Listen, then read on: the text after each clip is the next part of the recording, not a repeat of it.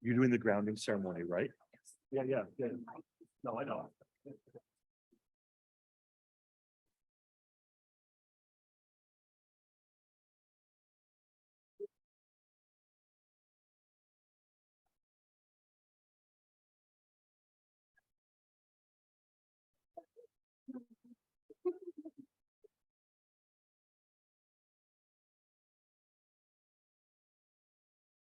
And a hush of anticipation fell across the crowd. Good afternoon, everyone, and welcome to the 2023 Layton Legacy Awards. Now,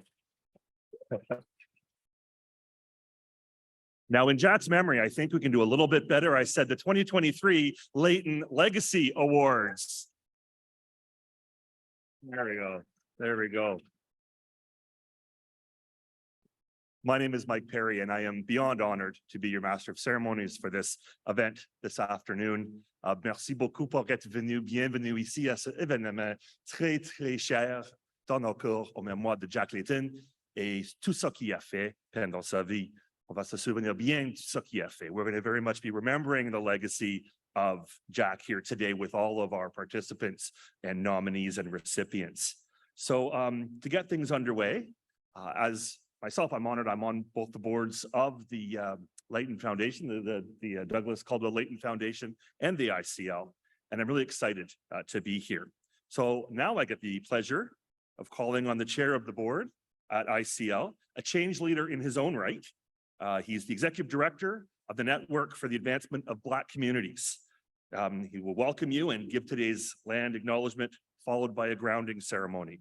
So please help me welcome our board chair, Aman Mellis.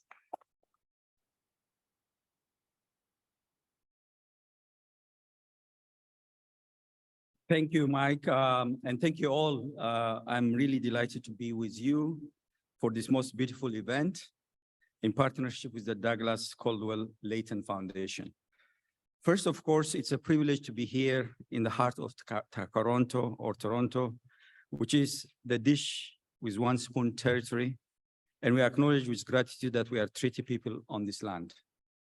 The dish with one spoon is a treaty between the Haudenosaunee and the Anishinaabe that bound them to share the territory and protect the land. Subsequent indigenous nations and peoples, Europeans, and all newcomers like myself have been invited in this treaty in the spirit of peace, friendship, and respect. And it is in that spirit that we are here together today to honor Jack Layton's legacy.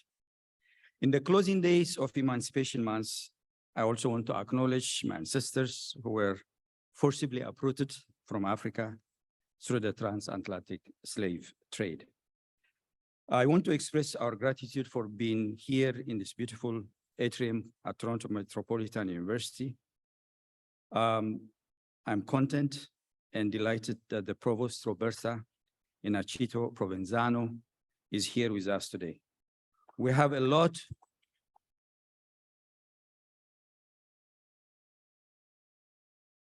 of other special guests to welcome here today. First and foremost, the leaders and activists we are honoring today. That is the inspiring winners and runners-up for the Jack Layton Activism Award and the Jack Layton Indigenous Leadership Award. They will be introduced in today's celebration, as will our distinguished award judges and our fascinating panelists. Among our other special guests, we have members of the ICL board and of the Douglas Caldwell Layton Foundation, and many supporting partners. and of course, all of you.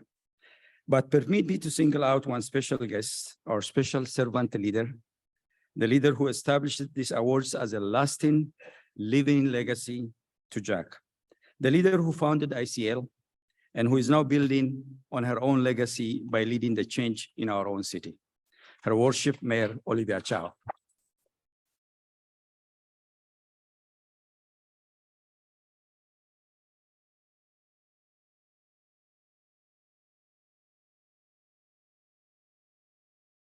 I'm delighted to say that Olivia will be speaking a little later, and I thank her and all of you for joining us today. Thank you.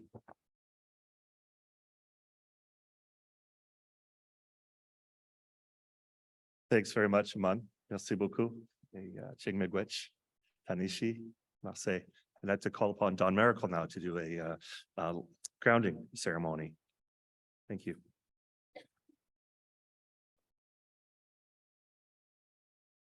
Sego everybody, Zewagwego, Don Miracle Yungyat, Skungwe Huenge Yangahaga, Gaderi Wawayansta, Toronto Nigidero. My name is Don Miracle and I'm from Tyne-Danego Mohawk Territory. This place is also known as Gundege. So as we go back to our traditional territories, back to our language and back to our traditional names, I'm happy to be here and share with you. After that land acknowledgements, I'd like to thank Mike for hosting, and I'd like to thank Aman for sharing the land acknowledgement with us today. So what I'd like to do is ask you all to indulge in me for a second. Does that sound good? Yeah, awesome. And so I'm going to ask you all to sit with both feet on the ground. And I'm going to ask you to give a little wiggle. Make sure you're sitting kind of even.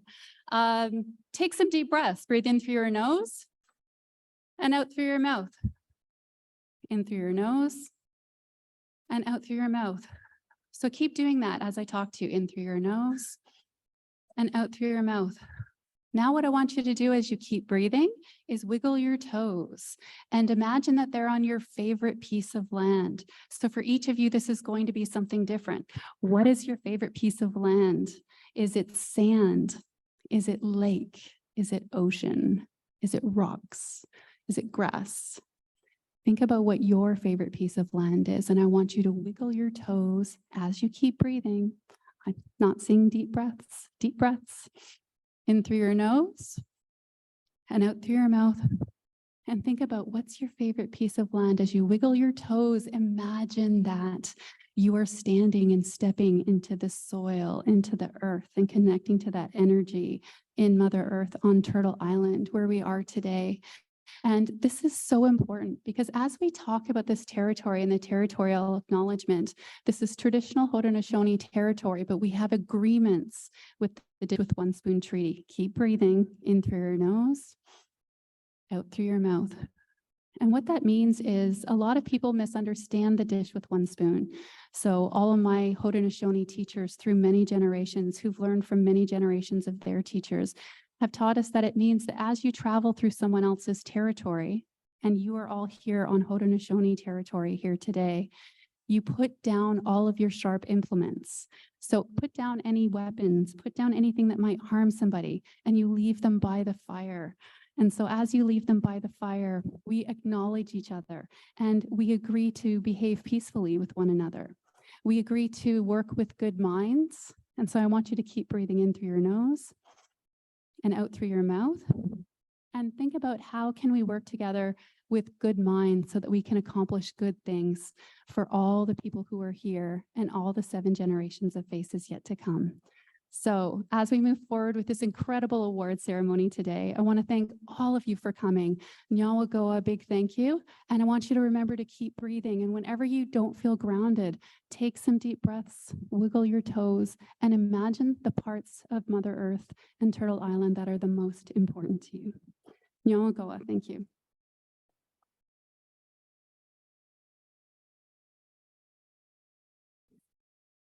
Miigwech, Don. Merci, merci pour avoir aligné nos santé mentale, nos têtes, puis nos corps aussi. Merci. Thank you for aligning and grounding our mental well-being for this afternoon, as well as our bodies and spirits. So what does this afternoon contain? What's up next through the next hour or so? Well, we'll be hearing from Josh Bijak on behalf of the Layton Legacy and Douglas Caldwell Layton Foundation. we'll be presenting the Layton Journalism Award. And I know that Jack's legacy means a lot of different things to different people. For me, what always stands out is that it's not really a Layton legacy without a panel discussion on an otherwise fun afternoon. So there will indeed, as advertised, be a panel discussion with Bob Gallagher and Joe Mihevik. An awards ceremony, of course, will be presenting this year's recipients and honorable mentions, and then saying farewell. So to kick us off, please welcome Jaws Bijik from the Douglas Caldwell Layton Foundation.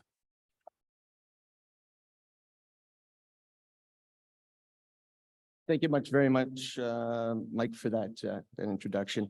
Good afternoon, everyone. It's a pleasure to be here with all of you in this beautiful venue. Thank you for taking time to be with us to celebrate the legacy of our very dear friend, Jack Layton.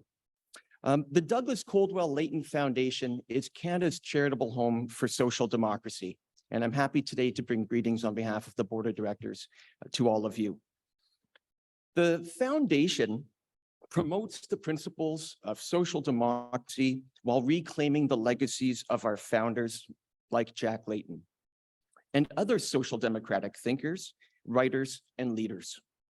We contribute to public policy through dialogue and discussion, through research and special events and educational programs. By convening important discussions in Canada now and for future generations. The Layton Legacy is a collaborative project of the Foundation with the Institute for Change Leaders to share the stories of challenge and victory and success, and through the incredible achievements of Jack Layton to inspire a new generation of activists who follow in his footsteps. Now more than ever, Jack's message rings true, that of love, hope, and optimism. It's needed as we face the challenges of the next decade and beyond.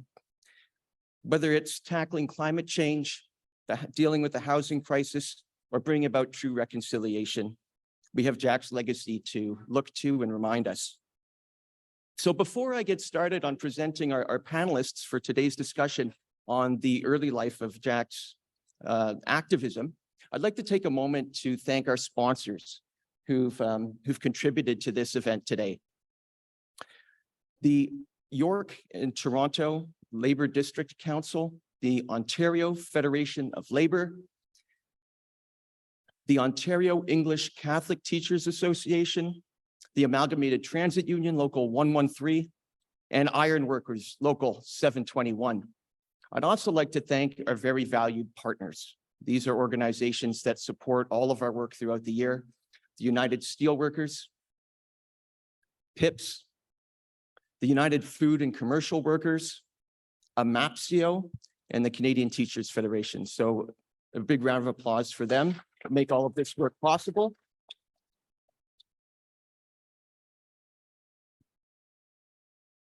We truly are grateful, because this event today wouldn't have been possible without their support. So now I'd like to go ahead and invite our panelists up to the stage here for a discussion on the early life of Jack's activism. We'll start with a dear friend of Jack, one of his closest allies, also his chief of staff, Bob Gallagher, if you'd like to come to the stage.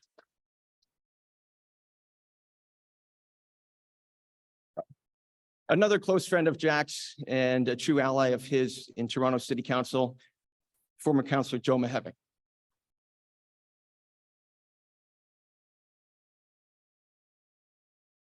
And a person we all know and love who needs no introduction, but I'll introduce him anyway.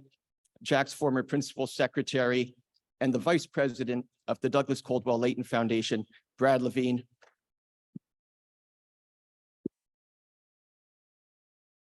Brad, I'm going to leave this panel in your very capable hands. Thank you all again for being here, and I look forward to talking with you afterward. Take care.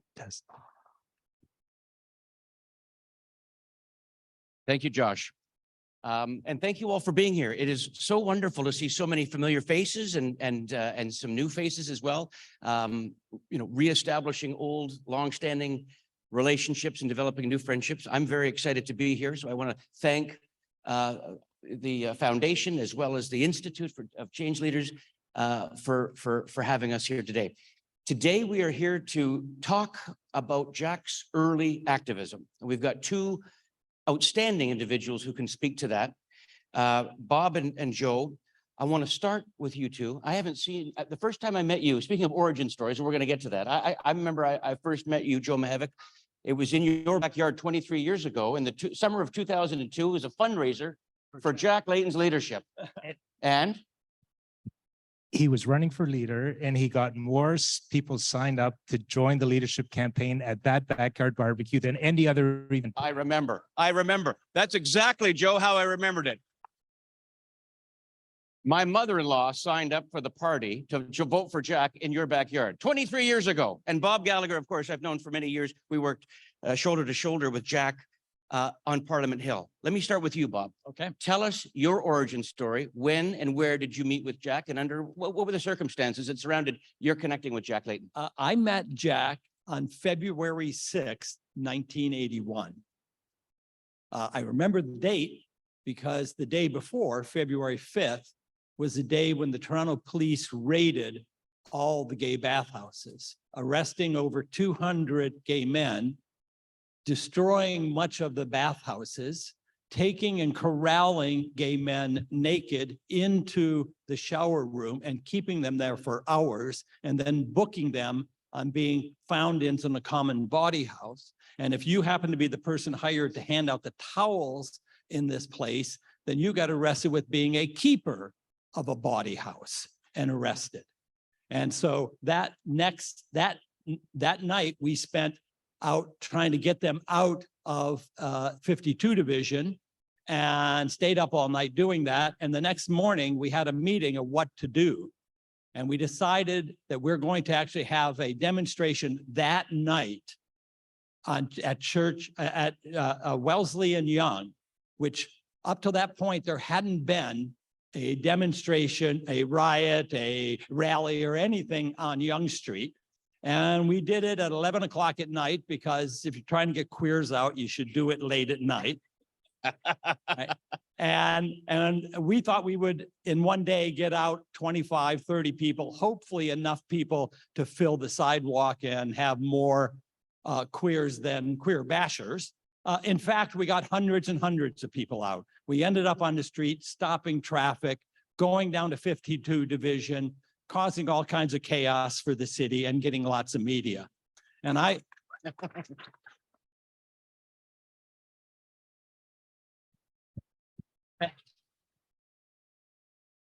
so being the head marshal, I was the one with the megaphone kind of like freaking out, and we went through this whole thing.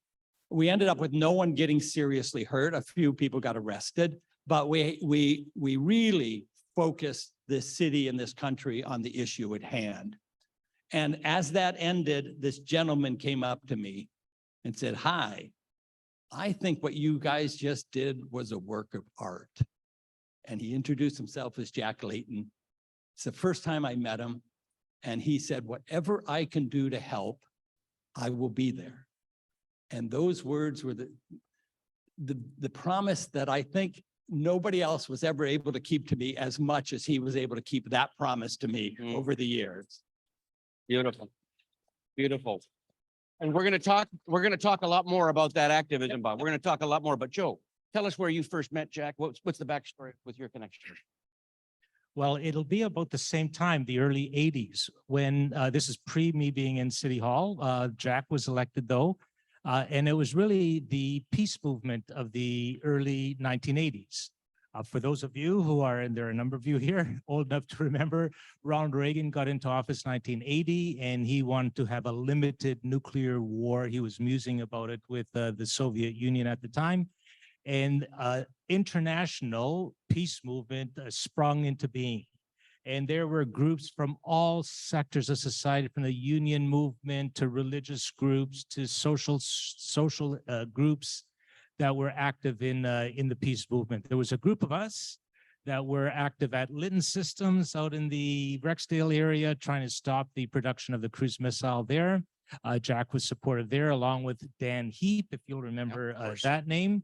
And where we really got involved together, he, along with the councillor Roger Hollander. Anybody? There's Olivia's nodding. Richard Gilbert and Dan Leckie. He wasn't elected at that point, but he was one of someone's, I forget whose assistant he was.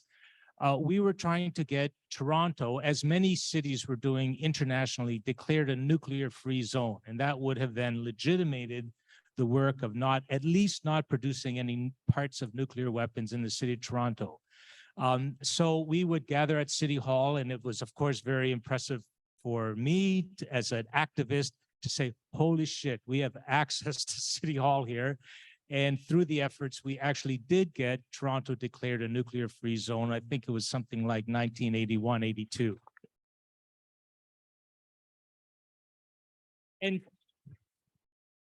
I guess the insight into Jack from that experience was Jack was a prime community-based organizer. He would seize the moment. He would understand that social change happens from below. He would understand the need to deal with networks and coalitions and social change organizations, muck it up, put something together, and that's how you achieve success. So that was Jack the activist, I think, at a political activist, but also / activist at his very best. Excellent. Yeah, very good. Now, at the time of the days of the early activism is a much different time than it is today. One could describe it as a bit more conservative, lot less victories were, known to the progressive cause, obviously, at the time of the early 80s that we're describing. And Jack was ahead of his time, both not only in the support that Bob, you're describing queer, and we're going to talk more about that, and also on things like peace and other issues. We're going to get into homelessness and other areas.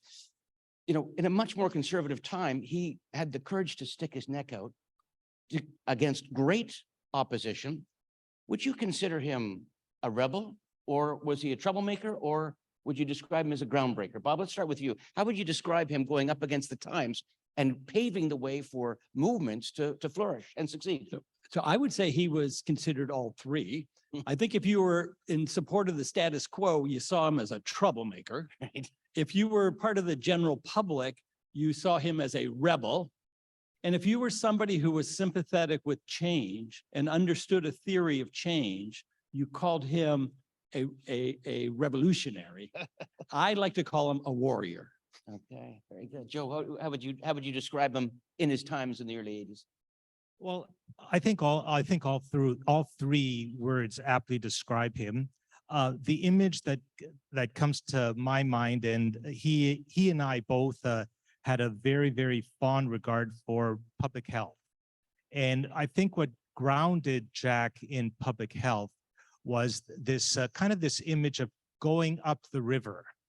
So when in public health, good public health, it's not the doctors, it's not the nurses that give you curative health.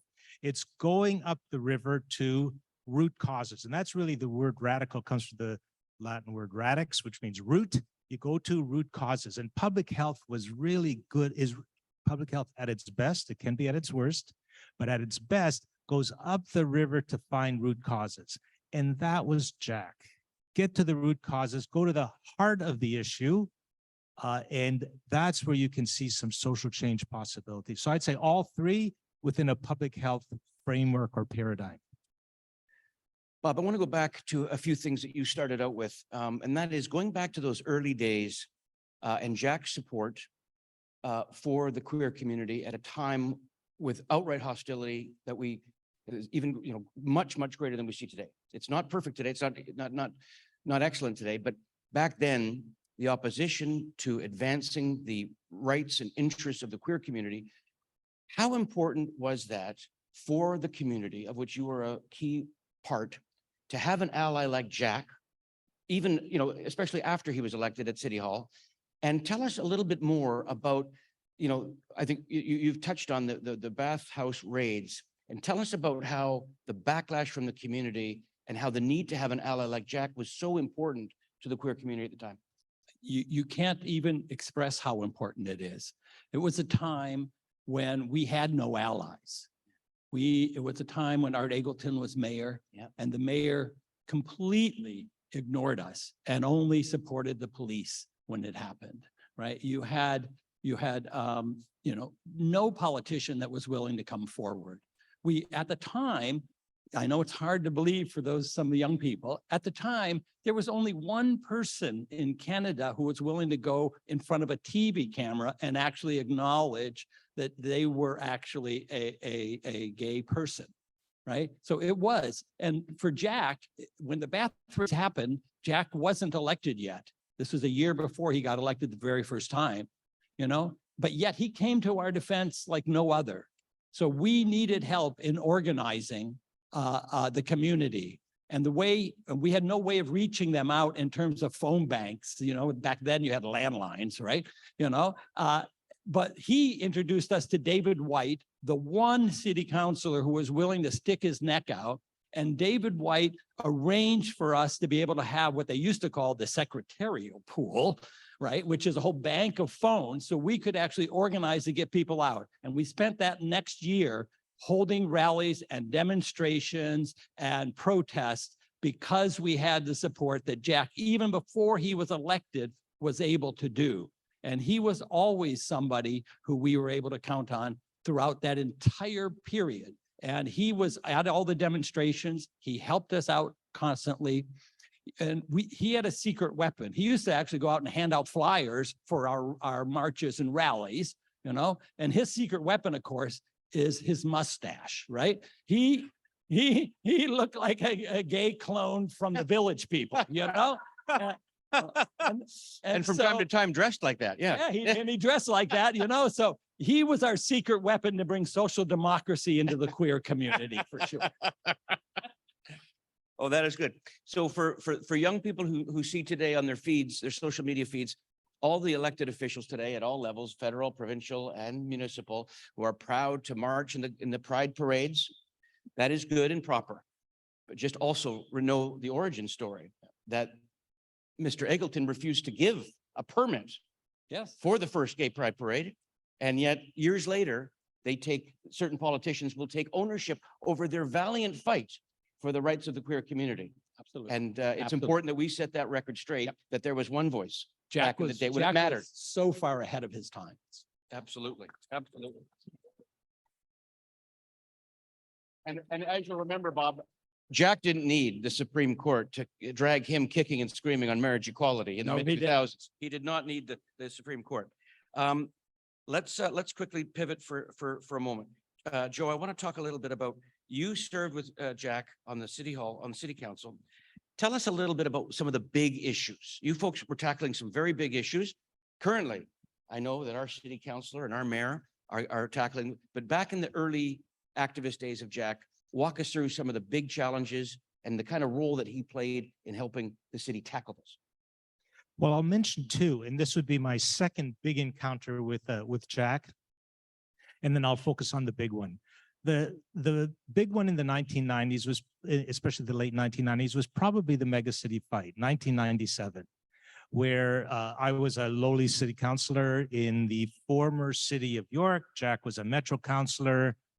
Olivia, you were a metro councilor as well at that time, and it was quite the fight. I think many of us here in this room were engaged in that one. We had many a rally. We had many meetings at the St. James Cathedral. We had votes, referenda in our various municipalities. There was a group of us on the progressive, well, not necessarily on the progressive side, even in the middle of the road side, that caucused on a regular basis with the 6 municipalities plus the metro councilors. And we formed a little bit of a political steering committee, though we didn't want to be too forward with the leadership because we wanted to make sure that the voices against megacity were coming from the grassroots, and we honored that, and Jack honored that. He didn't need to be in front of the crowd. You'll remember Kathleen Wynne was there, John Sewell was there. There were a lot of folks there. Now, it really was a community-based effort, and I think the way Jack and frankly the political side managed that really gave voice to the community. It was a good fight to have, and I think it helped form some very good enduring relationships. That was one. That's the 1990s, and then of course, I mean, you can't talk about Jack without talking about homelessness. And that goes back to, well, some big stories there, or some interesting pieces there. The Home Depot site in the Portland's area where there was an encampment. And well, just yesterday at another event, I was speaking with someone with whom Jack was doing some of the negotiations around making sure that every person, as the site was being closed down, it would not be closed down using the Marines, so to speak. It would be closed down by giving each and every person at that site affordable housing. And that required some negotiations with the property owners who are being harassed by the insurance company to basically hang in there. We need 6 more months to make sure that this is real, that we actually provide actual housing. Jack had well, I don't think it would be a soft spot for housing and homelessness issues. I think it was core to his identity. And, you know, I've sometimes often reflected on this. And for me, the phrase that captures that part of Jack is this: it would be a preferential option for the poor. It is a way of doing politics. You don't do politics from the center, you do politics from the margins. You go to the edge of an issue and you get a perspective there that helps inform how you see the dynamics playing out.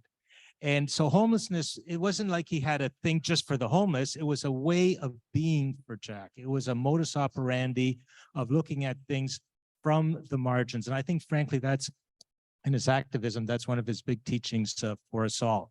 If you're at the center of power, maybe you have to find a way to get to the margin. So, you know, he had that friend, I forget the person's name, and there could be 10 heavy dudes around, but that person, do you remember his name, Olivia? That was all regularly at City Hall. He passed away a few years ago. Do you remember, Bob? There was a fellow who was at City Hall, and it didn't matter who was around. He would go straight to that person, give them a big hug, and spend a minute with that gentleman, as a way of saying, this is the priority here. It's not the stuff happening on the outside, it's the stuff happening at the edges that count. Okay, thank you. Now we are coming to our final question here. Right. So final thoughts. We're about to wrap. Final thoughts on the early activism of Jack Layton and his legacy and his influence on activists of today. Bob, you start us off. He's an inspiration, and not just for people like me who know him, but people who are learning about him, who are out there doing it. And he was a leader who never put himself in front. One of the things I remember, I have 2 precious objects in my life. One is a bronze sculpture of a horse that Olivia made for me. And the secondly is one that Jack gave me when I had been working on the same-sex marriage battle for 22 years, and I was his chief of staff when we were able to finally get it passed. Mm-hmm. And he went to the governor general and got a copy of the signed act and handed it to me and said, this belongs to you. Oh. That's good stuff. That's good stuff, Bob. Joe, what would you say? Well, I'd say three kind of thoughts. One is, and maybe this is from Gramsci. He was an intellectual who was engagé. He was to change.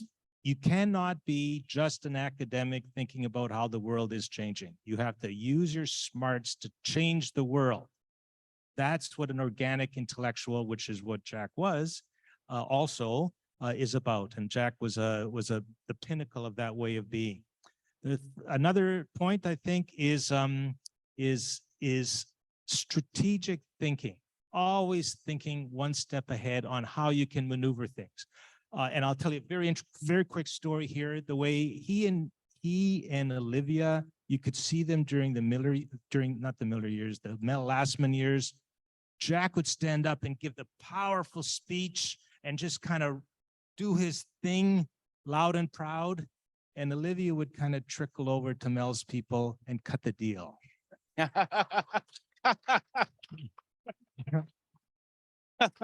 I often tell that story because Jack knew how to go for the bomb, the end zone pass, but really the play was the 15 yards, 15-yard pass. That's number two. And of course, the third is really, Jack, practice the politics of compassion.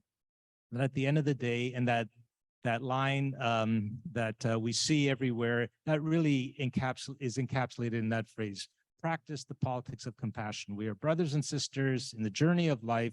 Let's figure out a way to do it together. Beautiful. Well put. I want to thank both Bob Gallagher, Joe Mihevc for fantastic insights into the early activist years of Jack Layton. And now we'll pass it back to Mike.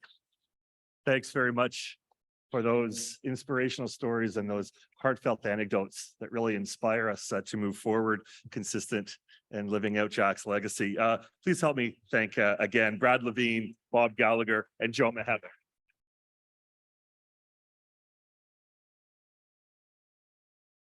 And now to the business at hand. The Layton Journalism Award. Rabble. Anybody heard of Rabble before? Rabble.ca in this crowd? Rabble, right? Okay, good, positive. Rabble.ca is Canada's original online, independent, progressive media source. Since 2001 now, it's been an online daily publication focusing on news and opinion from Canada's grassroots social movements and the labor movement. Rabble.ca, the Institute for Change Leaders, and the DCLF partnered to establish this award, the Jack Layton Journalism for Change Fellowship. The fellowship supports emerging journalists who are passionate and engaged in developing unique voices in social change reporting. How much do we need that these days? So please join me in welcoming Rabble.ca editorial producer, Brianne Doyle. Hi. Hello. Hi. I'm joining digitally. I hope everyone can hear me. All right. Yes, as was said, I'm Brianne Doyle, and I'm the managing editor of Rabble.ca. It's great to be with you all today. If you're not familiar with us, or you just zoned out there, Rabble.ca is Canada's oldest independent news site that focuses on sharing the progressive stories, perspectives, and insights that most mainstream media misses. I'm delighted to attend the Layton Legacy Awards today to talk about an opportunity inspired by his legacy, the Jack Layton Journalism for Change Fellowship. Since 2017, the Jack Layton Journalism for Change Fellowship has supported emerging journalists who are passionate about social justice reporting. This 4-month-long fellowship is sponsored by Rabble.ca, the Institute for Change Leaders, and with the support of the Douglas Coldwell Layton Foundation. Last year, we were very happy to bring on Kia Lucero as our 2022-2023 Jack Layton Journalism for Change Fellow, a Calgary-based journalist with a keen eye for pro-labor, environmentally conscious, and trauma-informed storytelling. Her final piece for us was a long-form investigative feature story on the hardships and precarity faced by temporary foreign workers in Canada. We encourage you to read that piece on Rabble.ca later today. And in the meantime, please listen to this short message from Kia herself.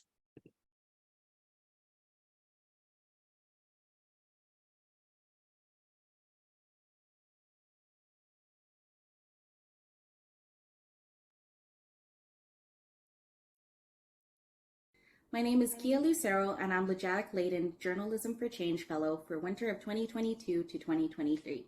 Going through this fellowship allowed me to find out who I wanted to be as a journalist while looking introspectively at how to fulfill this role with compassion and honesty. Working on my feature piece, I was able to dive deeper into the complexities of the temporary foreign worker program. Rabble opened up the space for me to investigate the inadequacies and oppression of these systems. The Jack Layton Journalism for Change Fellowship is for anybody who is passionate about social justice, dismantling systemic oppression, and finding solutions. I encourage anybody who is passionate about any of these things to apply. Thanks so much, Kia. The Jack Layton Journalism for Change Fellowship is an important and unique opportunity for emerging writers who want to develop their social justice reporting and establish their journalistic voices.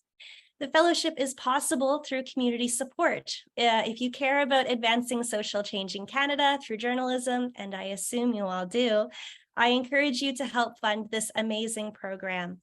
Please visit rabble.ca/journalism for change to honor Jack Layton's legacy by becoming a supporter of this fellowship. As well, if you're interested in becoming a fellow or know someone who is, be sure to look out for a call for applications. We'll be sharing that announcement in the next couple of weeks. Thank you so much for your time today, everyone. And thank you to the Douglas Coldwell Layton Foundation and the Institute for Change Leaders for supporting emerging voices in journalism. Thank you so much.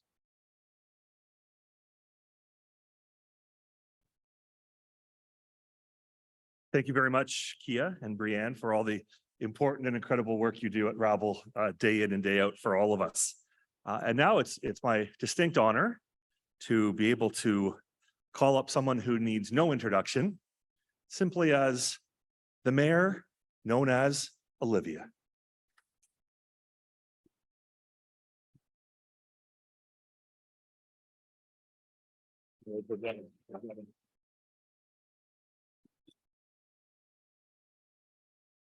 Hello. Hey. I see some old friends here. Former Member of Parliament Andrew Cash, right there, yeah. Let me see, there's other former Member of Parliament, Matthew Dubé, also here. Let me see, do I see? Amazing person, really good friend, labor leader, a former national director of USW Steelworkers, Ken Newman, also here.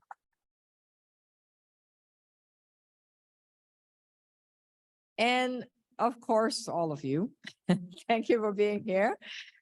I'm joined by my wonderful family. I'm about Beatrice Campbell, granddaughter number 1 right there, and Sarah Layton.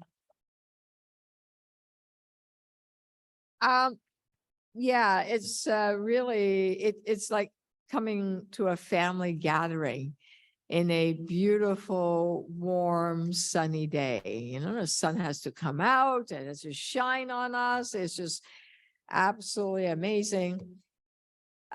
Hearing those stories, there's lots of flashback. There's a lot more story. You all know how passionate Jack was about his work.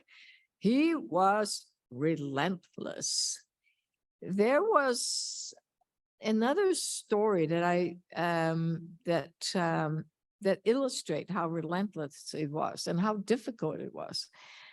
He said that in public space, thou shalt not smoke. Okay, well, especially in restaurant and bars. Now, those of you that are older would remember that you go to bars to smoke, right? What do you mean you can't smoke in bars? It's outrageous. It's almost like a sin. You can't. And the bar owners would say, and the restaurant owners would say that we're all going to go bankrupt. Sure. But you know how difficult it was to actually say you cannot smoke in public spaces? It was hard. And what is that little, it was a big campaign, I don't need to go into all of it, is that there's some lessons behind it. First, or whether it's the marriage, gay marriage, right? Campaign for equal marriage, or white ribbon campaign, any of it, it starts from the power of stories. If you know Jack, he liked to tell stories, long stories. That's the power of empathy. Because without empathy, without stories, how do we connect with each other? And there were lots of stories. Empathy is not seen as a power.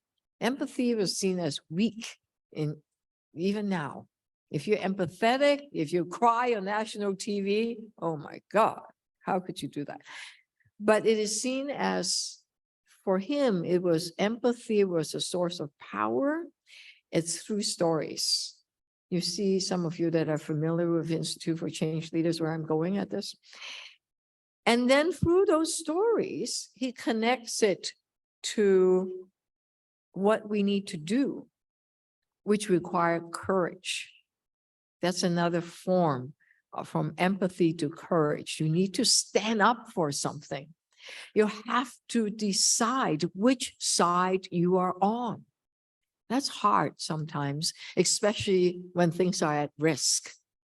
John Argy would understand that. So I'm seeing all these old friends, right? Speaking about taking risk and standing up requires courage. From there, of course, you need to be strategic. Joe talked about pulling it all the way to as far, really push the boundaries so that someone like me in the past was able to do the negotiation. Okay? So it's strategic. So through empathy, through stories, to motivation, taking the courageous stand, and strategic, then the determination that I'm not going to let go until I win something. I get somewhere. All of it, though, is connected with building other people up by making sure that everybody can come together. You talked about that site. It's called Tent City. Is building up, whether it's the Kathy Crows or the Tent City Mayor, that is building people up, finding the talents and giving them the tools to make their determination, to find the courage in themselves, to be able to tell their own story and feel their own power and then take charge. Yes, that's hard. Because that requires giving people space. It requires not always being the top leader. He was, of course, a leader, but giving enough space for others, which then brings me to Institute for Change Leaders. It's about creating the stories, giving the people the power to create stories, to tell their stories, to then find the courage, to find the motivation, to develop the strategic directions, and then having the determination to move forward. I want to end by telling a story of a two-person that ICO trained quietly. And I encountered these two-person on an issue that mattered to Jack very much so, homelessness, as it relates to refugees sleeping on the street. And refugees not being rained on in pouring rain, refugees that have no place to go. They arrive to Canada. Many of them are fleeing places like Uganda, that if you're queer, you face huge persecution. And one such person, Christopher, was the person that received a Jack Layton Leadership Award. In fact, he was the first winner of the Jack Layton Leadership Award. Yes, it was Christopher.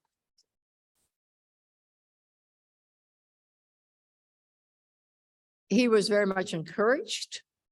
He then told his story, felt the power, felt that, and then learned all the strategic ways to move his organization forward.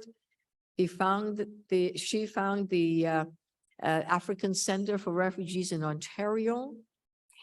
That's one organization, and Sisiko, who also found another organization, another person, the Rwandan Refugees Healing Center. Both of them, we have 2 years of training relationship with them. These two are the key leaders that helped the African refugees find shelter. During the time, I wasn't a mayor at the time, during the time when the city and the federal government were duking it out as to whose responsibility it was, and that people were sleeping on the street. These two leaders were able to find locations, to find churches, to get people housed and continue their good work. You don't see their names, but what you do see is their impact. And that's the impact that organizers have. And that's the impact that Institute for Change leaders have. I want to extend a big debt of gratitude to all the board members, the trainers, the volunteers, all of you. Thank you for your work. And to all the award winners, which I'm going to learn a lot about you, congratulations. Thank you for taking the courage to step up, to do the hard work. The city, this country, thank your work in making the world a better place to be. And to quote Jack Layton, don't ever tell you that it can't be done. With love, hope, and optimism, yes, you can change the world. Thank you so very, very much.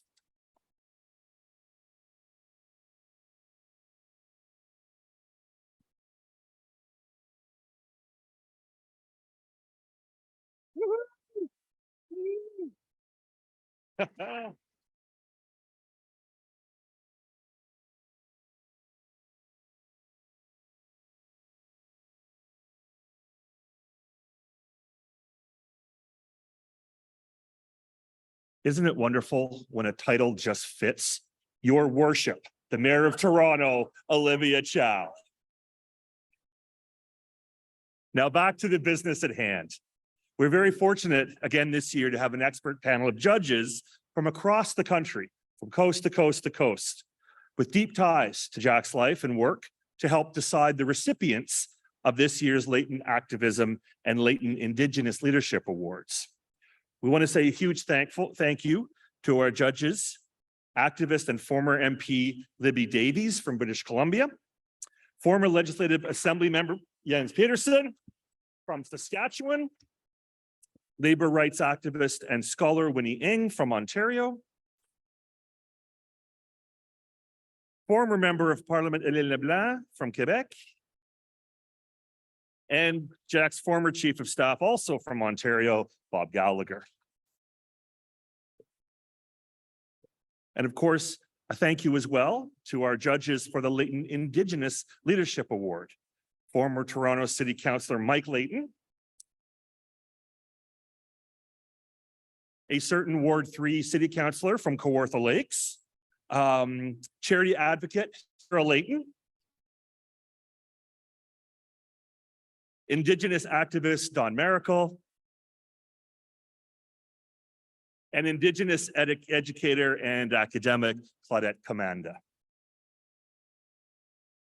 They have worked hard to select an incredible recipient each year who is making an impactful difference along the lines we just heard of from Olivia.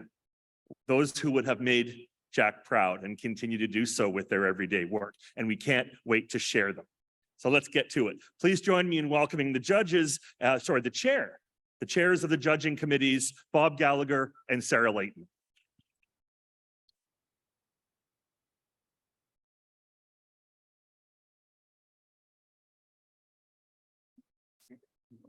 Sure. Hello, everyone. This organization has grown from the spark of an idea to instill fire within Indigenous young people, having reached more than 1,800 across Toronto in the last 4 years alone. In preparing their youth to responsibly and actively participate within the Indigenous community, this organization has ensured the young people they care for are both empowered and confident in their identity, their personality, and their potential. By encouraging their youth to make ethical choices for themselves and in support of others, this group has enabled them to possess a strong sense of their emotional, spiritual, and mental well-being, and a vital and intrinsic connection to their culture. Having developed programs that offer access to training and employment, housing support, education, culture, and language, their outreach spans from babies taking their first steps to 20-somethings taking their first steps. In their work, consistently reaching out to communities and building up Indigenous children and youth and young adults, this organization has paved the way for a generation to rise up, reclaim and reconnect with their past, and to decide, shape, and envision their future. Simply put, this body has proven itself to be an outstanding champion of change, justice, and community for people who have so often been denied all three. Please join me in an enthusiastic round of applause for the 2023 Layton Indigenous Leadership Awards honorable mention, the ENAGB Youth Agency.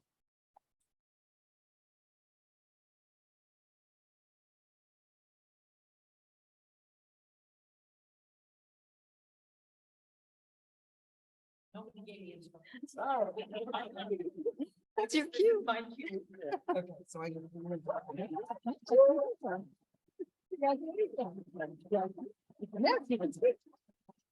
Sorry about that. I didn't get the instructions how I'm supposed to come up, but I know I have 3 minutes. Now, bonjour, bim squani bish kwagani dishna kas mang dodem. Mampigenim she kem ne sing don jaba. Chajaj gunagi pagnago me osto and the king ne dom ne sing. We quem kongjin kade. Gakejaganashi. I'll speak English so you can understand. My real name is Turning Leaf. My English name is Cynthia Bell. I work for Eshkinigijik Nandoyachageg Mekabishka Binjabai, which means a place for healing our youth and where did we come from. They gave this name, this organization this name because they believe that they need to know where they come from in order to make changes to healing. It was birthed probably when I was 22 years old on our First Nations in Wikwemekong. I also try to teach our youth not to define themselves as a reservation. Those reservations were created by the colonial constructs. So we're actually from, like we talked about the dish with one spoon, we're from Turtle Island, but we were placed on these reserves. And so I'd like to also mention that we were nomadic people. So Inagbi was created back in the day, unfortunately, when we lost the youth to suicide on our reserve. And when I was 22, I had mentioned there's a couple of things. Us older people always ask youth, what do they need? What do they want? And when we get to a certain age, we think we know what they need and we know what they want, right? We always have to realize that there's change in time and change of how we live versus a long time ago. And I could take a big example of COVID. None of you at a youth age has ever had to isolate for 2 years. So we always have to realize that it takes a whole community to raise a community and they need to be involved in that community. And it's really important for them to inherit, to be able to know what they're inheriting by being involved in what they're going to be inheriting. And so back at 20 some years ago, I mentioned what we needed. And of course, Cynthia Bell doesn't know what she's talking about. So then I worked for an organization here when I moved to Toronto 12 years ago and started building up a NAGB. And unfortunately, Constructs then fired me. So then back in 2019, NAGB Youth, the Youth Council that was formed in 2019, that was still formed in 2019, asked me to volunteer as their executive director. And I said, absolutely. I said, it was never about the money. It was always about you guys. So since 2019, I was in my dining room table on Gulliver Road, recreating this whole NAGB at $0. And the energy and the just a drive that the youth wanted, their own agency led by youth for youth, gave me that energy to support them and continue to supporting them. And so standing here in front of you and just reflecting on 2019 and being able to, have 5 locations now where we have an east location, a west location, and then we also have the early ons for children 0 to 6 and their caregivers. And we have 2.7 acres of land at the Humber River. And of course, Pier and Park, we're going up against Metrolinx. I'm sure you've heard about us out there. We've been out there for almost 6 months now. Again, that's change. And we need people such as yourself to support us. And I just wanted to say Chimmy Gwetch for this mention and having this time to share what the youth are doing in this community. They are doing their hardest to make some changes within their lives because they are our future leaders and they see what changes need to happen for them to strive in the future. So miigwech.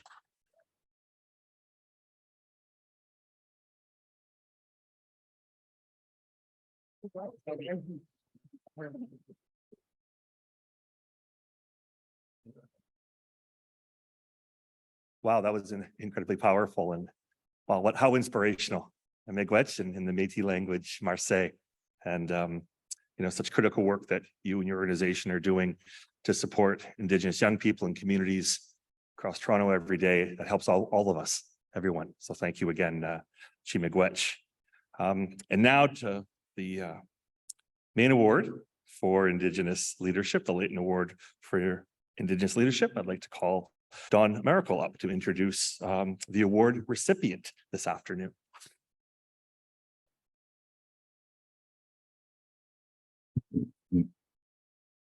Thank you. Life is often filled with countless moments of joy that we're able to share with others.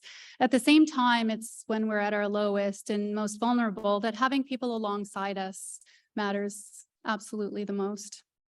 For those who are told they are HIV positive, this is just such a time. Our winning organization today has left an indelible mark on countless lives. And building up, walking with, listening to, and understanding Indigenous people's experience following an HIV/AIDS diagnosis. Working in parallel with federal and provincial initiatives in combating the HIV/AIDS epidemic, this organization has marked itself out as a central pillar of knowledge, resource, and empowerment for Indigenous communities in Ontario. By providing them with the power of information and by communicating within cultures, this organization has ensured Indigenous individuals have control over their lives and this crucial aspect of their health. Reaching out with a hand on a dark night and prompting the light of a new era, this organization has helped to forge a new AIDS where HIV/AIDS is no longer a shadowy, unclear figure. It is now a mountaintop that can be scaled in whatever form it takes for Indigenous peoples experiencing the climb or walking alongside members of their community who are making the ascent. Hosting workshops and seminars, conducting outreach, and offering round-the-clock support, and educating through community networks, this organization has proven the clock doesn't stop for Indigenous folks living with HIV/AIDS, and it has ensured that the clock won't start at all for others within their communities. So please join me for a well-deserved round of applause for the 2023 Layton Indigenous Leadership Award winner, the Ontario Aboriginal HIV/AIDS Strategy.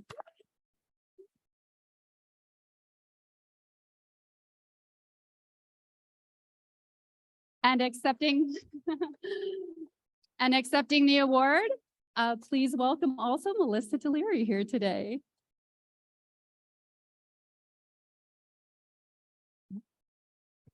Oh, greetings, everyone. My name is Melissa Deliri. I was given the name Pitanakwit, which means coming of the clouds. I am Ojibwe on my father's side from Bikejwanon Territory, Walpole Island First Nation in Southern Ontario. And on my mother's side, I am Dene from the Yellowknife's Dene First Nation in the Northwest Territories. My community of Deda is located right next to Yellowknife and was evacuated due to the surrounding wildfires. To say it's been a challenging week is an understatement. We're just waiting to see what happens next. But so I have to say that this award and this recognition for the hard and lovely work of OHAS is a welcome reprieve. And so I am the Board of Directors Secretary for OHAS, and I'm accepting on their behalf today. And I want to thank you all greatly for presenting us with the Layton Indigenous Leadership Award. To be recognized by the Foundation, the Institute, and the committee as an organization of Indigenous activists who are working to make strong and lasting change for our people, our communities, and our nations is a real and true honor. OHAS is a provincial Indigenous-led, Indigenous-governed harm reduction and AIDS service organization. Our mission is to support healthy, thriving Indigenous communities through education, access to testing, service navigation, and harm reduction to reduce the transmission of HIV and HCV. Geographically, we're the only Indigenous AIDS service organization in Ontario with a provincial reach with our administrative office in Barrie and program sites in London, Toronto, Sudbury, Sault Ste. Marie, and Thunder Bay. We understand Indigenous harm reduction to mean reducing the harms caused by colonialism. And what this means in terms of direct service delivery is that we strive to provide people with access to Indigenous culture and ceremony, and while also supporting HIV and HCV prevention. We also provide service navigation support for broader social determinants of health. As an agency, we engage in advocacy for policy reform, especially around current HIV disclosure policies, which criminalize people living with HIV, as well as drug policy reform, including supporting the national decriminalization of drug use.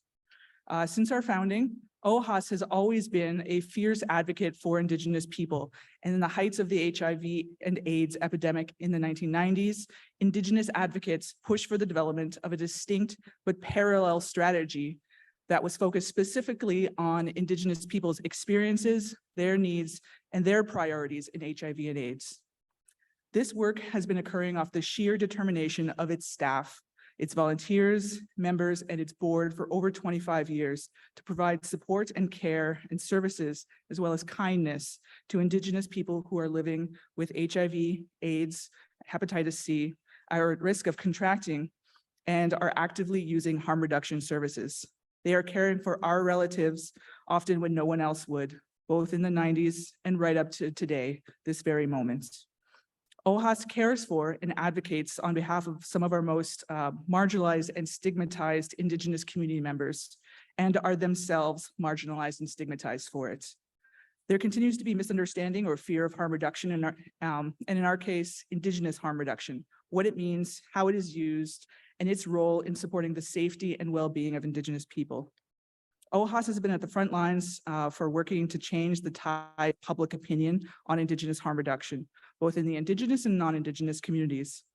For example, many Indigenous communities still operate from an abstinence-based model for service delivery, and this can exclude Indigenous people from accessing much-needed services as well as to their communities. And for non-Indigenous service providers, OHAS is continuing to educate on Indigenous harm reduction models that include recognition of colonialism, trauma-informed care, the inclusion of Indigenous teachings and ceremonies and programs. These conversations and discussions are necessary to understand the different roles and responsibilities we all have in creating a multi-layered support network for Indigenous people at any stage of their lives. And in this moment, I want to recognize the hard work and dedication specifically of the staff of OHAS. This award really belongs to them. They are the ones doing the work every day, being warriors in the streets for Indigenous people, making and demanding and forcing change. For Indigenous people, the 2S LGBTQ community, people who are living with HIV, AIDS, hepatitis C, and people who are actively using drugs, change is not something that is given freely. It is something that is fought for, to push, to advocate, and to demand. And I am honored today to accept this award on behalf of OHAS and its legacy of change makers and leaders. Masito Chimigwech. Thank you very much.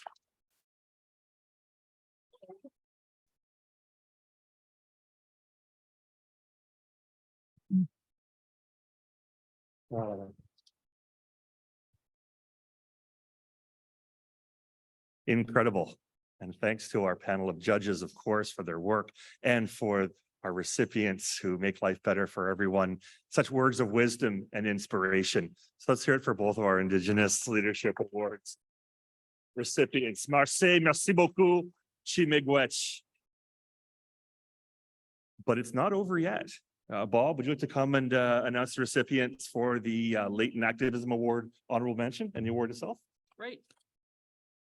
So I just want to tell you that each year we get these applications that people tell us about the work that they're doing around the country, and it's inspiring. I just want to report to you that there truly is an army of change makers out there changing the world, very much in the Jack Layton tradition of love, hope, and optimism. So I want to start off with our honorable mention. We have a organization that is deserving of being honorably mentioned. This is a Regina organization that provides opportunities for cognitively challenged individuals. They do this through bringing them in and giving them the basis of opportunity. And if, as all of us know, without opportunity, you really are not able to develop. But with a little bit of opportunity, you can actually change a life. And that's what this small group is doing every day.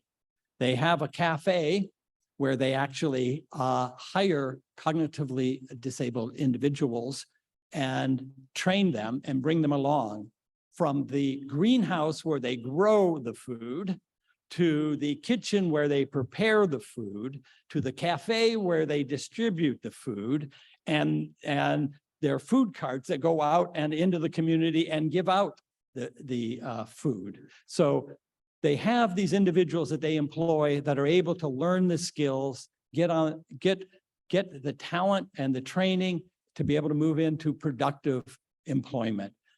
It is a building of a family, and it's a building of opportunity. So they, in addition, have just started or are about to start a youth transition support workers. These are young people who are going into alternative high schools. These are cognitively challenged individuals who have been trained, who go into schools to be able to make sure every kid that comes out of an alternative school has a transition plan, has the basis for being able to move out of the school and into the rest of their life. And as they say, there's no expert like those of us who've been there. In their submission, they say the attitude of society to those cognitively disabled is unfortunate. In a time when employers have difficulty recruiting enough workers, we see thousands of capable, willing workers that are overlooked. We believe that these workers are not only the best workers, but they are the most fun workers to be with. Let me join me in a round of applause for the Munch Cafe. I'll go here. No.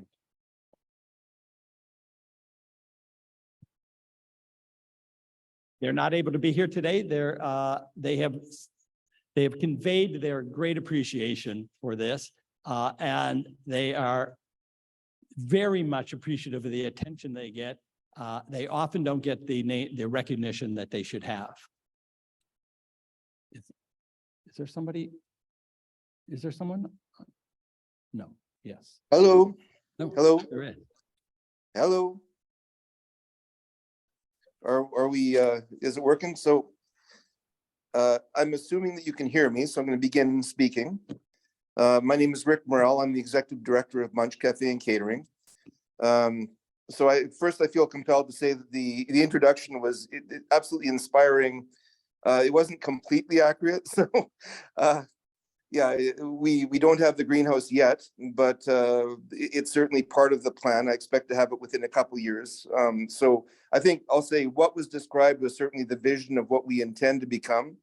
At this point, primarily we have a catering business, and we train cognitively disabled people to work in we employ them and train them to work in the catering business, then help them go through a job development process to find jobs that they want in the community and then maintain those jobs. So yeah. So one of the things I'd like to say is that inclusion sees talent and potential in everyone. I think that was kind of apparent. Like, I've been an employer for many years before I joined Munch, and have employed hundreds of people. And no matter who you employ, there's going to be preferences, there's going to be skills they have, there's going to be things that they aren't good at. And no matter who you employ, you have to train them properly, you have to put them in a role where they can succeed and support them in that. And our workers are no different. And I must say, like, the people that I work with now, we undertake tasks that would have been challenging to any staff that I've had before in the restaurant industry or the food industry, and succeed. You know, it's just properly managed. These guys are absolutely amazing. Like, they're very good workers. They have much better attendance records than a lot of workers that are not cognitively disabled. Because they've been denied access to employment, a lot of them are extremely grateful when they do get employment, and they stay for a long time. So, you know, when I talk to employers and I say, so here you have people who they're going to come to work all the time, they're going to do a good job for you, they're going to work hard. I've got people who, like one of our girls, half the time she's skipping, you know, like I was talking to my treasurer, we're working on financials, and Mary stops me and she says, was she skipping?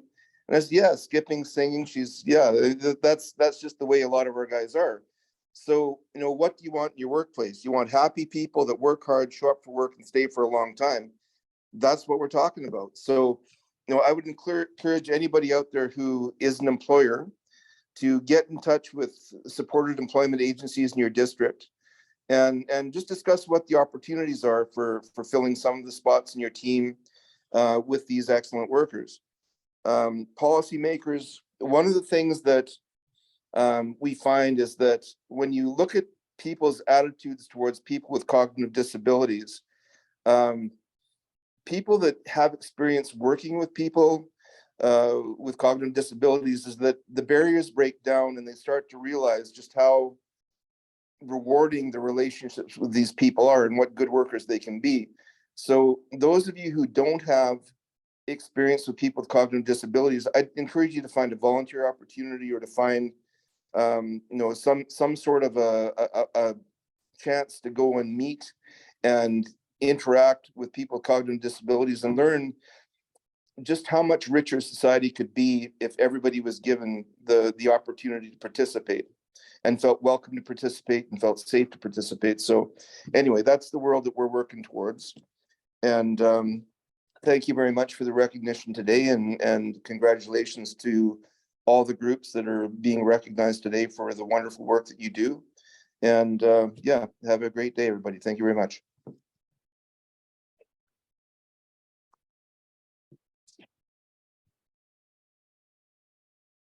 An amazing group of people. Now to the 2023 Jack Layton Activist Award. As I mentioned, we get lots and lots of people who bring in their applications and explain the amazing work that they're doing. Those who are Indigenous have the ability to apply. Indigenous or serving Indigenous communities have the opportunity to apply for the Indigenous Award that you've just seen.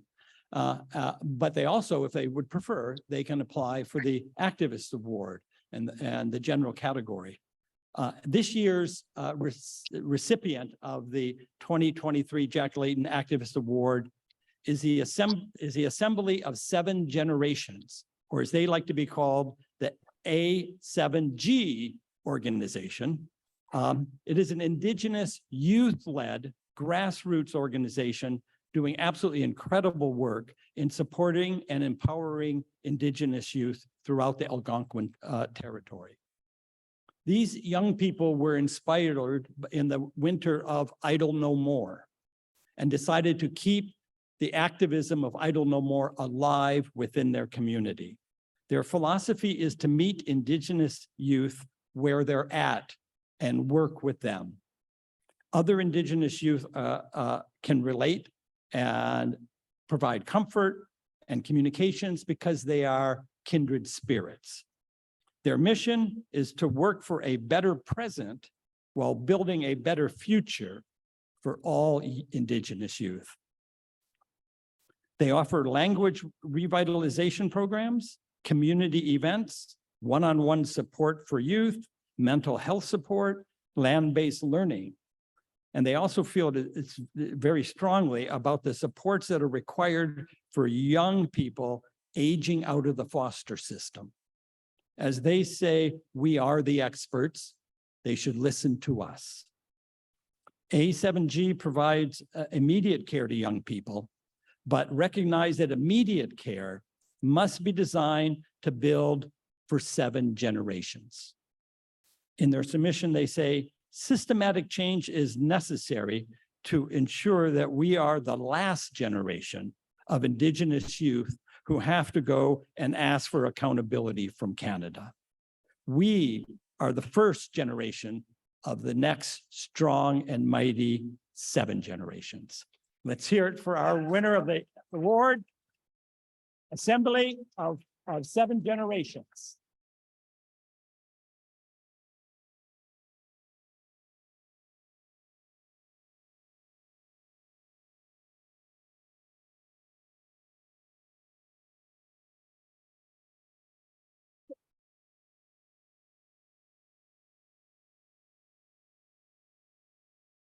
All right.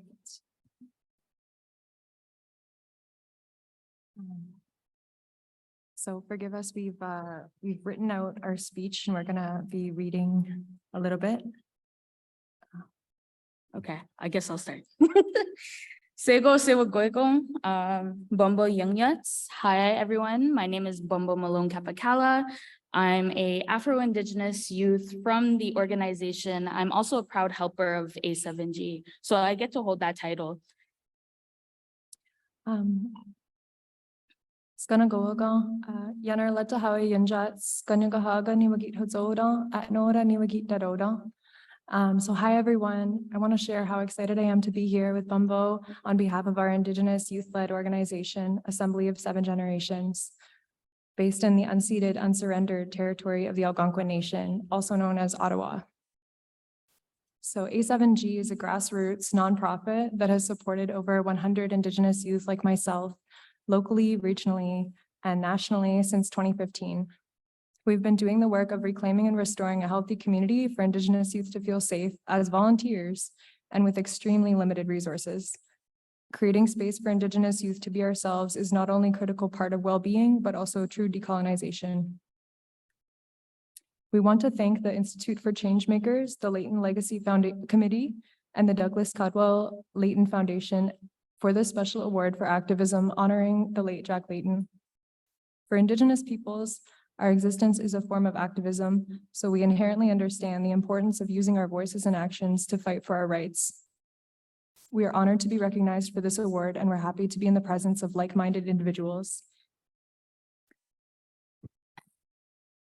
Our community organization is based on kinship and relationships, not service or program based, which is how we are able to offer cultural appropriate peer-to-peer support, connections to our family's ancestral ways of life, and conduct research and advocacy for policy change.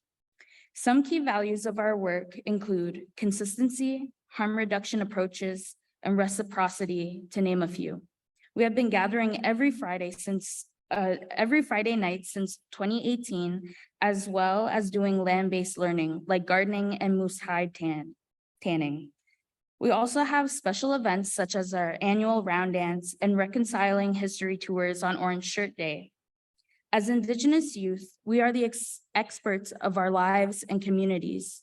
So we have written over 10 reports articulating the needs of our peers and ways to improve the life of Indigenous youth. Despite symbolic gestures and talk around reconciliation, we continue to witness and experience firsthand the ongoing systemic injustices facing Indigenous youth in Canada. We constantly struggle to meet the needs of our peers, and it often feels like Canada doesn't care about justice for Indigenous youth and children. So we are grateful for this opportunity today to be recognized for our work and for the platform to be shared a bit about our activism.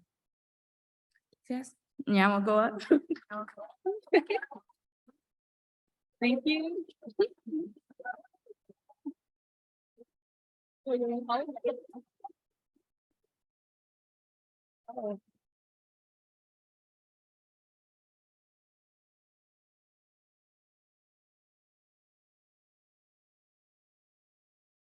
Wow, Jack's legacy, love, hope, and optimism. I think everyone in the room will all agree that that certainly is present here today.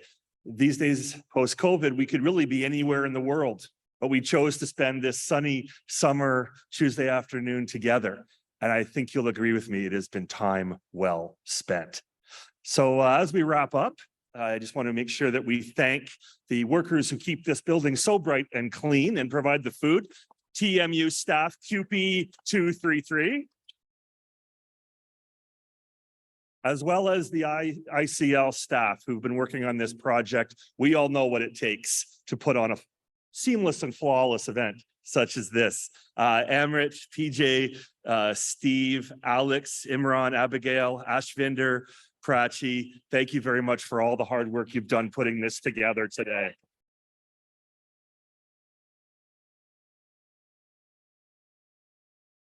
Et merci tout le monde pour être venu cet après-midi, pour être ici parmi vous tous ensemble.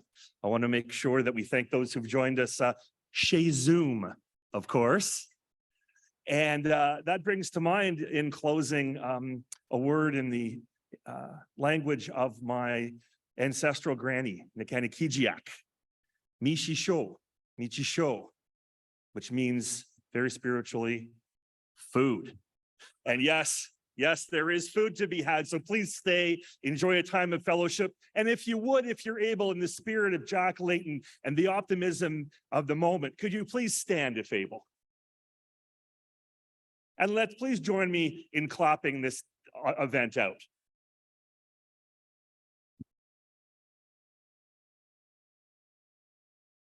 Here's the activism and action where no one is left behind. Thank you all very much. Have a great afternoon. Let's go forward and be activists for change. Thank you again, my honor.